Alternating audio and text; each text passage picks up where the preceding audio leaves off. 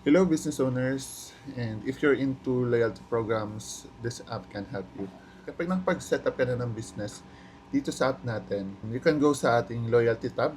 Then dito, you can create a program, kung ano yung program name mo, then kung ano yung rules naman nun. Dito, you can add. So, you are required to add that kung points ba or stamps. Okay, then create. These programs, you can add naman yung mga reward.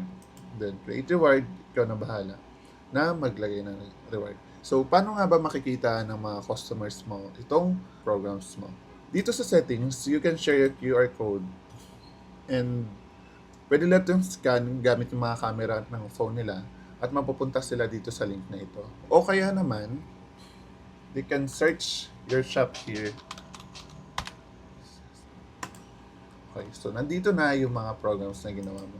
Pero hindi mo pa makikita yung kagagawa mo lang na loyalty program. Paano nga ba yung makita ng mga customers mo? Ang kailangan mo lang is mag-create ng reward for that program. Just add the rewards. Now that the reward is created, si customer, pwede niyang i-refresh lang yung page. Ngayon, makikita niya na yung bagong created program. They can join dito, pero kailangan na nakapag-sign up sila. Okay guys, so yun lang and thank you. See you on our next video.